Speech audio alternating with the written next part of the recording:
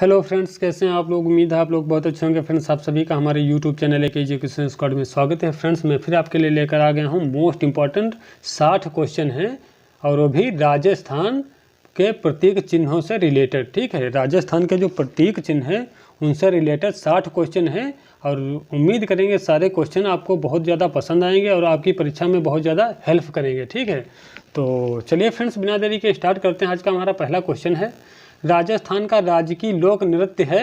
तो राजस्थान का राजकीय लोक नृत्य जो है वो क्या है? घूमर है। ठीक है, अगला है प्रश्न नंबर 2, घूमर लोक नृत्य को अन्य किस नाम से जाना जाता है? तो घूमर जो लोक नृत्य है उसको अन्य किन किन नामों से जाना जाता है, बुलाया जाता है या पुकारा जाता है? तो सामंत शाही नृत्य। ठीक है, अगला क्या है?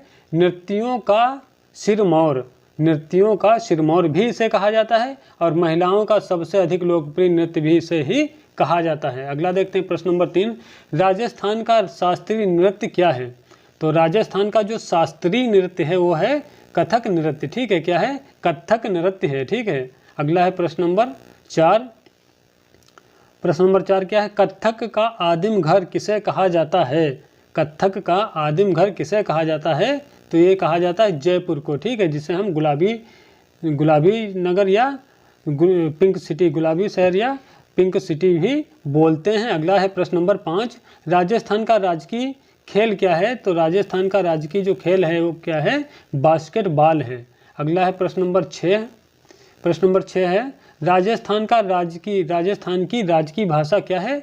तो राजस्थान की जो राजकीय भाषा है वो है हिंदी। ठीक है, अगला है प्रश्न नंबर 7, राजस्थान का लोक वाद्य क्या है? ठीक है, राजस्थान का लोक वाद्य क्या है? तो ये है अलगोजा। ठीक है, क्या है? अलगोजा है। अगला है प्रश्न नंबर 8, प्रश्न नंबर 8 क्या है? राजस्थान की राजधानी जयपुर को सत्यनारायण राव समिति की सिफारिश पर कब बनाया गया? ठीक है, रिपीट कर देता हूँ, काफ़ी महत्वपूर्ण क्वेश्चन है। राजस्थान की राजधानी जयपुर को सत्यनारायण राव समिति की सिफारिश पर कब बनाया गया? तो इसको बनाया गया था 30 मार्च 1949 को। अगला है प्रश्न नंबर 9, राजस्थान का राजकीय गीत है। ठीक है, राजस्थान का राजकीय यानी राज्य का गीत क्या है बताना है। तो ये गीत हो जाएगा केसरिया बालम आओ नी पधारो मारे देश। ठीक है, आप इसको गा गा कर, ठीक है, गा गा कर भी याद कर लेना। ठीक है, आओ केसरिया बालम आओ नी पधारो मारे देश, इस तरीके से 2-3 बार गाइएगा, याद हो जाएगा। ठीक है, अगला देखते हैं प्रश्न नंबर 10 क्या है? केसरिया बालम गीत को सर्वप्रथम किसने गाया था? तो इसको गाया था मांगी बाई ने। ठीक है, किसने गाया है? मांगी बाई ने गाया था। अगला है प्रश्न नंबर 11, राजस्थान के राजकीय कवि यानी राजस्थान राज्य के जो राज्य कवि थे, राजकीय कवि हैं वो कौन है? तो सूर्यमल मिश्रण। ठीक है, ये यहाँ पे मिश्रा मत पढ़ना इसको। ठीक है, क्या है? सूर्यमल मिश्रण है। ठीक है, इनका नाम क्या है? सूर्यमल मिश्रण है। और अगला देख लेते हैं, राजकीय कवि सूर्यमल मिश्रण का जन्म कहाँ हुआ था? ठीक है, तो इनका जो सूर्यमल मिश्रण है इनका जन्म कहाँ हुआ था? तो बूंदी जिले के हरना गांव में। कब हुआ था? 19 अक्टूबर 1815 को। ठीक है, 19 अक्टूबर 1815 को हुआ था। कहाँ? हरना गांव में। ठीक है, याद रखना। प्रश्न नंबर 13, राजस्थान की राजकीय मिठाई क्या है? ठीक है, राजस्थान की जो राज्य मिठाई है वो क्या है? तो यह घेवर है। ठीक है, क्या है? घेवर। प्रश्न नंबर 14, राजस्थान स्थापना दिवस कब मनाया जाता है? तो राजस्थान स्थापना दिवस जो है वो प्रत्येक वर्ष 30 मार्च को मनाया जाता है। अगला है प्रश्न नंबर 15, राजस्थान का राजकीय वृक्ष क्या है? तो राजस्थान का राजकीय वृक्ष है खेजड़ी। ठीक है, क्या है? खेजड़ी। ठीक है, इसको हम मतलब इसे समी वृक्ष भी बोला जाता है। ठीक है, क्या बोला जाता है? समी वृक्ष। प्रश्न नंबर 16 देखते हैं क्या है? खेजड़ी वृक्ष को अन्य किस नाम से भी जाना जाता है? तो खेजड़ी वृक्ष को अन्य नामों से जाना जाता है, जैसे कि रेगिस्तान का गौरव, थार का कल्प वृक्ष, फिर अगला क्या है? भारतीय मरुस्थल का सुनहरा वृक्ष। ठीक है, याद कर लेना, पूछ लेगा यहाँ से कि खेजड़ी वृक्ष को अन्य किन किन नामों से जाना जाता है। तो इसको जाना जाता है रेगिस्तान का गौरव भी कहा जाता है, थार का कल्प वृक्ष भी कहा जाता है, भारतीय मरुस्थल का सुनहरा वृक्ष भी कहा जाता है। ठीक है, और थार का कल्प वृक्ष इसलिए कहा जाता है क्योंकि ये जो है अन्य वृक्षों की अपेक्षा इसकी जो उम्र होती है, ठीक है, एज होती है वो काफ़ी ज़्यादा होती है, ठीक है। अन्य वृक्षों की अपेक्षा जो एक खेजड़ी वृक्ष होता है इसकी उम्र अधिक होती है, तो इसलिए इसे थार का कल्प वृक्ष भी कहा जाता है, ठीक है। अगला देखते हैं प्रश्न नंबर 17। प्रश्न नंबर 17 है खेजड़ी वृक्ष को राजस्थान का राष्ट्रीय वृक्ष कब घोषित किया गया, ठीक है। यानी खेजड़ी जो वृक्ष है तो इसको राजस्थान का यहाँ पे राजकीय वृक्ष होना चाहिए, ठीक है। राजस्थान का खेजड़ी वृक्ष जो है तो खेजड़ी वृक्ष को राजस्थान का राजकीय वृक्ष, ठीक है। यहाँ पे क्या होगा, राजकीय होगा, ठीक है। क्या होगा, राजकीय, ठीक है। राजकीय वृक्ष होगा, ठीक है। क्या होगा, राजकीय वृक्ष होगा, वो मिस्टेक हो गया है वहाँ पे, ठीक है, तो उसको संभाल लेना। खेजड़ी वृक्ष को राजस्थान का राजकीय वृक्ष कब घोषित किया गया है, तो इसे राजकीय वृक्ष घोषित किया गया था 31 अक्टूबर 1983 को। अगला देखते हैं 18 नंबर क्वेश्चन है खेजड़ी वृक्ष का वानस्पतिक नाम क्या है, तो इसका वानस्पतिक नाम है प्रोसोपिस, ठीक है। प्रोसोपिस सिनेरेरिया, प्रोसोपिस सिनेरेरिया है। अगला है प्रश्न नंबर 19 खेजड़ी वृक्ष का व्यापारिक नाम क्या है, तो इसका नाम है कांडी, ठीक है। खेजड़ी वृक्ष का व्यापारिक नाम है कांडी। अगला देखते हैं खेजड़ी वृक्ष की फली यानी जो फल होता है, ठीक है। खेजड़ी वृक्ष की फली या फल को क्या कहते हैं, तो इसको कहते हैं संगरी, ठीक है। ये मतलब सांगरी जो होती है ये जब हरी होती है, हरा फल होता है तो इसकी सब्जी बनाई जाती है, ठीक है। सब्जी जो कि काफ़ी ज़्यादा स्वादिष्ट होती है, ठीक है। अगला देखते हैं प्रश्न नंबर 21 खेजड़ी वृक्ष की पत्ती को क्या कहा जाता है, तो खेजड़ी वृक्ष की जो पत्ती होती है उसे लूम कहते हैं या फिर लूंग भी कहते हैं, ठीक है। लूम कहिए या फिर लूंग, दोनों नाम हैं इसके, ठीक है। किसके, खेजड़ी वृक्ष की पत्ती जो उसका पत्ता होता है उसको क्या बोलते हैं, लूम या लूंग बोलते हैं, ठीक है। अगला है प्रश्न नंबर 22 खेजड़ी वृक्ष की पूजा किस दिन की जाती है, तो विजयदशमी के दिन की जाती है, ठीक है। जो खेजड़ी वृक्ष होता है, पेड़ होता है, तो इसकी पूजा किस दिन की जाती है, तो प्रत्येक वर्ष विजयदशमी के दिन, विजयदशमी माने दशहरा वाले दिन इसकी जो पूजा की जाती है, ठीक है, खेजड़ी वृक्ष की। अगला देखते हैं प्रश्न नंबर 23 यानी प्रश्न नंबर 23 में देखते हैं क्या है राजस्थान के किस जिले में सर्वाधिक खेजड़ी वृक्ष पाए जाते हैं, तो राजस्थान के किस जिले में सर्वाधिक खेजड़ी वृक्ष पाए जाते हैं, तो यह है नागौर जिला, ठीक है। प्रश्न नंबर 24 1991 में खेजड़ी वृक्ष को बचाने हेतु कौन सा ऑपरेशन चलाया गया, तो 1991 में खेजड़ी वृक्ष को बचाने के लिए कौन सा ऑपरेशन चलाया गया है, तो ऑपरेशन खेजड़ा, ठीक है। ध्यान रखना ऑपरेशन क्या है, खेजड़ा है, खेजड़ी नहीं है, ठीक है। ऑपरेशन खेजड़ा चलाया गया था, ठीक है, 1991 में। किसको, खेजड़ी वृक्ष को बचाने के लिए ऑपरेशन चलाया गया था, ऑपरेशन खेजड़ा, ठीक है, याद रखना। काफ़ी महत्वपूर्ण क्वेश्चन है इस सीरीज में और उम्मीद करेंगे सारे क्वेश्चन आपको परीक्षा में बहुत ज़्यादा हेल्प करेंगे, ठीक है। और इसी तरह का कंटेंट यदि पाना चाहते हैं तो आप हमें कमेंट करके बता देना कि राजस्थान के किन किन टॉपिक पे हमें मतलब क्वेश्चन चाहिए, तो मैं कोशिश करूँगा आपके मतलब जो भी रिक्वायरमेंट है उसको पूरा करने की, ठीक है। अगला देखते हैं प्रश्न नंबर 25 मेवाड़ के शासक अभय सिंह के शासनकाल में, ठीक है, ध्यान से पढ़िएगा। मेवाड़ के शासक अभय सिंह के शासनकाल में 28 अगस्त 1730 को अमृता देवी बिश्नोई के नेतृत्व में उनके परिवार सहित कुल कितने लोगों ने खेजड़ी वृक्ष को बचाने के लिए अपना बलिदान दिया था, ठीक है। तो एक जो घटना है कब की है 28 अगस्त 1730 की घटना है, ठीक है। उस समय क्या था कि मतलब पेड़ काटे जा रहे थे, ठीक है। तो अमृता देवी बिश्नोई के नेतृत्व में, ठीक है, उन्होंने क्या किया था, उनका विरोध किया था उन पेड़ों को बचाने के लिए और उनके साथ में काफ़ी लोग थे, पुरुष थे, स्त्रियां थी। उन लोगों ने किसके साथ में, अमृता देवी बिश्नोई के साथ में थी। और उस समय, ठीक है, उस समय क्या हुआ था, उन वृक्षों को काटने का विरोध किया जा रहा था, उनको बचाने का संघर्ष किया जा रहा था। तो उस समय उस जो घटना हुई थी तो उसमें कितने लोग मारे गए थे या शहीद हुए थे, 363 लोग बलिदान अपना दे दिया था, ठीक है। और उसमें जो ये अमृता देवी बिश्नोई थी, ठीक है, अमृता देवी बिश्नोई थी, इनके पति की भी जान चली गई थी और उनकी 2 बेटियां थी, उनकी भी मृत्यु यानी उनको भी शहादत हो गई थी, ठीक है।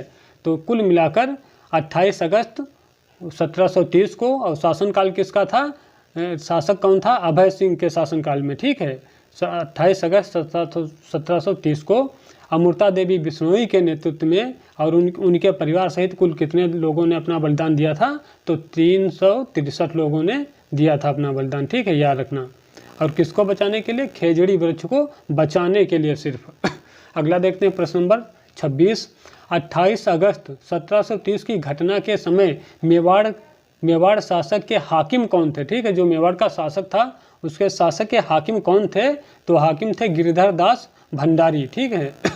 गिरिधर दास भंडारी थे। अगला है प्रश्न नंबर 27। खेजड़ली दिवस, अब यहाँ पे खेजड़ी नहीं लिखा है, खेजड़ली लिखा है, ठीक है।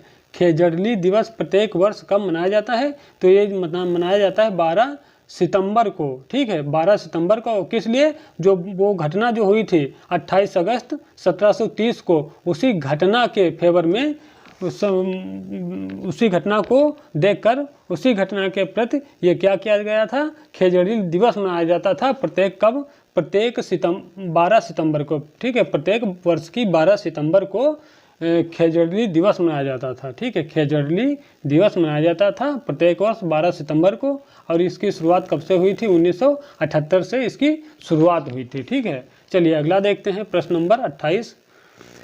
विश्व का एकमात्र मेला खेजड़ली गांव में प्रत्येक वर्ष कब मनाया जाता है? तो विश्व का एकमात्र मेला था खेजड़ली गांव में प्रत्येक वर्ष कब मनाया जाता है? भाद्रपद शुक्ल दशमी के दिन, ठीक है। और ये वृक्ष का मेला होता था, ठीक है, वृक्ष के उपलक्ष्य में मेला था खेजड़ी वृक्ष के लिए। तो ये कब मनाया जाता है? भाद्रपद शुक्ल दशमी के दिन मनाया जाता है खेजड़ी गांव में प्रत्येक वर्ष मेला, ठीक है। अगला देखते हैं क्या है, प्रश्न नंबर 29। पर्यावरण संरक्षण हेतु अमृता देवी वन्य जीव पुरस्कार कब से प्रारंभ हुआ? तो पर्यावरण संरक्षण हेतु अमृता देवी वन्य जीव पुरस्कार प्रारंभ हुआ था 1994 से, ठीक है। कब से? 1994 से। प्रश्न नंबर 30। राजस्थान का राजकीय पुष्प क्या है? ठीक है, अब ये वृक्ष देखे थे, अब क्या है? पुष्प क्या है, फूल क्या है राजस्थान का राजकीय? तो राजस्थान का जो राजकीय फूल है या पुष्प है वो है रोहिणा, ठीक है। क्या है? रोहिणा है। अगला है प्रश्न नंबर 31। रोहिणा पुष्प को राजकीय पुष्प का दर्जा कब दिया गया है? तो इसको राजकीय पुष्प का दर्जा दिया गया था 31 अक्टूबर 1983 को, ठीक है। कब? 31 अक्टूबर 1983 को रोहिणा को राजस्थान का राजकीय पुष्प का दर्जा दिया गया था। अगला देखते हैं प्रश्न नंबर 32। रोहिणा पुष्प की वानस्पतिक नाम है, ठीक है। रोहिणा पुष्प का वानस्पतिक नाम क्या है? तो इसका नाम है टिकोमेला अंडुलेटा, ठीक है। टिकोमेला अंडुलेटा इसका वानस्पतिक नाम है, ठीक है। अगला है प्रश्न नंबर 33। रोहिणा पुष्प को अन्य किस नाम से जाना जाता है? तो रोहिणा जो पुष्प है इसको अन्य किन किन नामों से जाना जाता है आपने बताना है। तो राजस्थान की मरशोभा, ठीक है, राजस्थान की मरशोभा भी इसे कहा जाता है। मारुटीक भी इसे कहा जाता है, ठीक है। क्या? मारुटीक भी कहा जाता है। और राजस्थान या मरुस्थल का सागवान भी कहा जाता है, ठीक है। किन किन नामों से जाना जाता है? कि राजस्थान की मरशोभा भी कहा जाता है, मारुटीक भी कहा जाता है, रेगिस्तान या मरुस्थल का सागवान भी कहा जाता है। प्रश्न नंबर अगला देखते हैं क्या है, 34, ठीक है। प्रश्न नंबर 34 है, रोहिणा पुष्प सर्वाधिक कहाँ पाए जाते हैं? तो ये पाए जाते हैं राजस्थान के पश्चिमी राजस्थान में, ठीक है। और ये जो शब्द लिखा है बड़ा सटीक लिखा हुआ है, क्योंकि राजस्थान का जो पश्चिमी क्षेत्र है वहाँ पर कई क्षेत्रों में, ठीक है, कई क्षेत्रों में पाए जाते थे। तो इसीलिए उतने उनका नाम तो यहाँ पर लिखना मुश्किल होता था, इसीलिए ये जो शब्द बनाया गया पश्चिमी राजस्थान, तो ये काफ़ी सटीक है, ठीक है। तो वही हमारा क्वेश्चन क्या है, रोहिणा पुष्प सर्वाधिक कहाँ पाए जाते हैं? तो पश्चिमी राजस्थान में पाए जाते हैं, ठीक है। अगला देखते हैं 35 नंबर। राजस्थान का राजकीय पशु क्या है? अब राजस्थान का राजकीय पशु क्या है? तो ये है चिंकारा, ठीक है। और ऊँट भी है, दोनों हैं इसके, ठीक है। दोनों हैं कि पहले जो था चिंकारा को मान्यता मिली थी, फिर बाद में 2014 में, ठीक है, चिंकारा को 22 मई 1981 को राज्य का पशु घोषित किया गया था। लेकिन जो ऊँट था, ठीक है, ऊँट को कब 2014 में, ठीक है, 2014 में ऊँट को राज्य का पशु घोषित कर दिया गया था। लेकिन अब यहाँ पे समस्या ये उत्पन्न होगी, यदि परीक्षा में आएगी तो हम क्या करेंगे, ठीक है, तो हम क्या करेंगे इसका जवाब मैं आपको दे रहा हूँ। यदि परीक्षा में आ जाता है, ठीक है, तो या तो फिर पूछेगा राजस्थान का राजकीय पशु क्या है, तो 2 ऑप्शन में से चिंकारा या ऊँट में से कोई एक होगा, ठीक है। यदि ऐसी कंडीशन नहीं होती है तो क्या करें, ठीक है, तब फिर आपको क्वेश्चन उसका जो एग्जामिनर होगा उसका जो क्वेश्चन पूछने का तरीका होगा वो थोड़ा चेंज हो जाएगा, ठीक है। वो क्या होगा कि राजस्थान का राजकीय पशु, ठीक है, वन्य जीव श्रेणी के आधार पर कौन है, ठीक है, राजस्थान का राजकीय जो पशु है वन्य जीव श्रेणी के आधार पर कौन है, तो वन्य जीव श्रेणी के आधार पर हमारा चिंकारा हो जाएगा, ठीक है।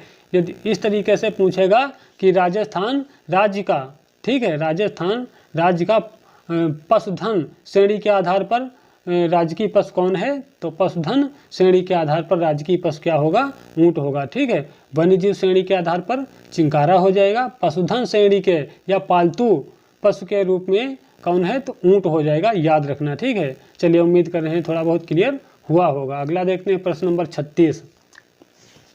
चिंकारा पशु का वैज्ञानिक नाम क्या है, तो चिंकारा पशु जो है इसका वैज्ञानिक नाम है गजेला गजेला, ठीक है, क्या है, गजेला गजेला है। प्रश्न नंबर 37। चिंकारा पशु को राजस्थान का राज्य पशु कब घोषित किया गया, तो 22 मई, ठीक है, 22 मई 1981 को चिंकारा, ठीक है, चिंकारा पशु को राजस्थान का पशु घोषित किया गया था। अगला देखते हैं प्रश्न नंबर 38।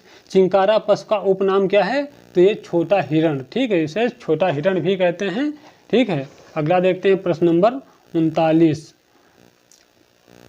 प्रश्न नंबर 39 क्या है, जयपुर का नाहरगढ़ अभ्यारण्य किस लिए प्रसिद्ध है, तो जयपुर का जो नाहरगढ़ अभ्यारण्य है वो चिंकारा पशु के लिए मतलब प्रसिद्ध है। वहाँ पर चिंकारा पशु अधिक मात्रा में पाए जाते हैं या रहते हैं या विचरण करते हैं। अगला देखते हैं क्या है, प्रश्न नंबर 40। चिंकारा पशु सर्वाधिक राजस्थान में कहाँ पाए जाते हैं, ठीक है, चिंकारा पशु सर्वाधिक राजस्थान में कहाँ पाए जाते हैं, तो कहाँ पाए जाते हैं ये बताना है, तो राजस्थान के मरु भागों में पाए जाते हैं, ठीक है। ऊपर वाला क्या था, ऊपर वाला देख लेते हैं।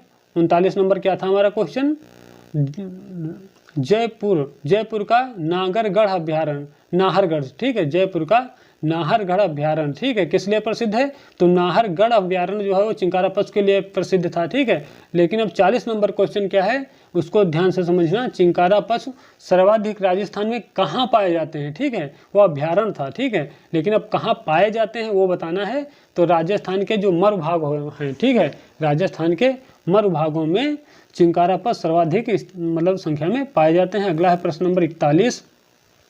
राजस्थान में पालतू पशु ऊँट को राजकीय पशु का दर्जा कब दिया गया, तो इसको दिया गया 30 जून, ठीक है, 2014 को, ठीक है। राजस्थान में पालतू पशु ऊँट को राजकीय पशु का दर्जा कब दिया गया है, तो 30 जून 2014 को दिया गया है, ठीक है। अगला है प्रश्न नंबर 42। क्या है देखते हैं, रेगिस्तान का जहाज किसे या किस पशु को कहा जाता है, तो ये रेगिस्तान का जहाज ऊँट को कहा जाता है। अगला है प्रश्न नंबर 43।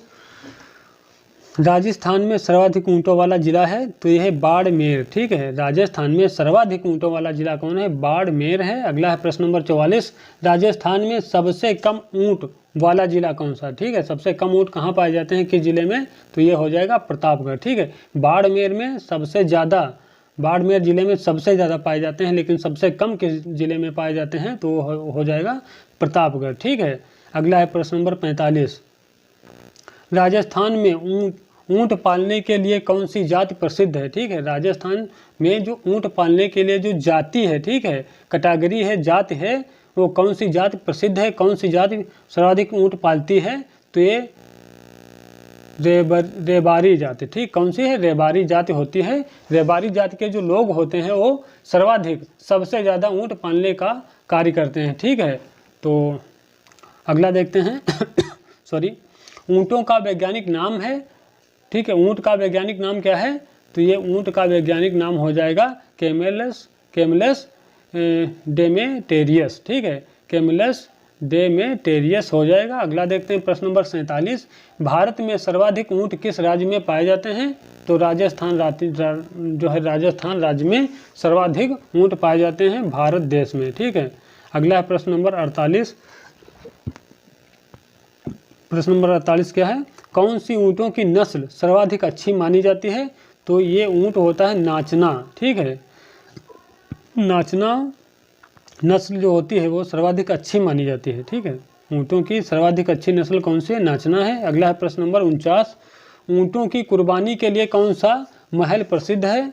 ठीक है, तो ऊँटों की कुर्बानी के लिए कौन सा? तो ये टोंक जगह है, वहाँ का जो महल है कौन सा? मुबारक महल। ठीक है, मुबारक महल जो टोंक में है ये काफ़ी ज़्यादा ऊँटों की कुर्बानी के लिए प्रसिद्ध है। और सुनने में आता यही है कि अभी प्रेजेंट टाइम में बंद है। ठीक है, इस पर बैन लगा हुआ है क्योंकि ये कुर्बानी के दिन इसमें जो है ऊँटों की बलि दी जाती थी, तो सरकार द्वारा इस पर प्रतिबंध लगाया हुआ है। ठीक है, तो वही हमारा क्वेश्चन क्या था कि ऊँटों की कुर्बानी के लिए कौन सा महल मतलब प्रसिद्ध है? तो टोंक का मुबारक महल प्रसिद्ध था। ठीक है। अगला है प्रश्न नंबर 50, ऊँटों की देवी और पुष्करणा समाज की देवी, कुल देवी। ठीक है, ऊँटों की देवी और पुष्करणा समाज की कुल देवी, ठीक है, कौन है? तो ये हैं उष्ण वाहिनी देवी। ठीक है, उष्ण वाहिनी देवी हैं। अगला देखते हैं प्रश्न नंबर 51, ऊँटों का देवता किसे कहा जाता है? तो ये कहा जाता है पाबू जी को। ठीक है, ये बाबू जी नहीं है। ठीक है, क्या है? पाबू।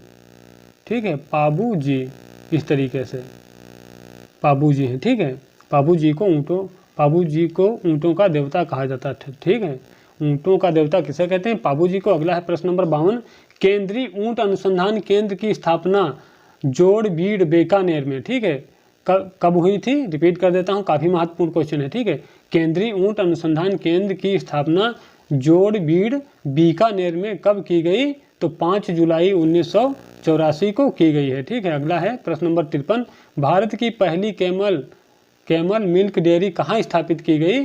तो भारत की पहली कैमल मिल्क डेयरी स्थापित की गई है जोड़बीड़ बीकानेर में। ठीक है, जोड़बीड़ बीकानेर में स्थापित की गई थी। अगला है प्रश्न नंबर 54, अंतर्राष्ट्रीय ऊँट महोत्सव जनवरी माह में कहाँ मनाया जाता है?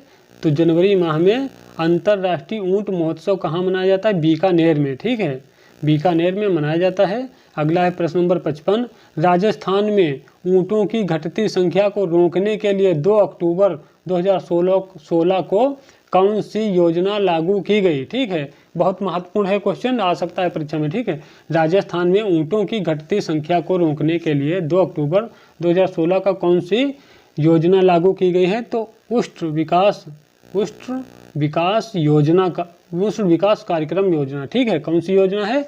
उष्ण विकास कार्यक्रम योजना। ठीक है, इसको पढ़ लेना अपने हिसाब से, उष्ण विकास कार्यक्रम। ठीक है। अगला देखते हैं प्रश्न नंबर 56, राजस्थान का राजकीय पक्षी क्या है?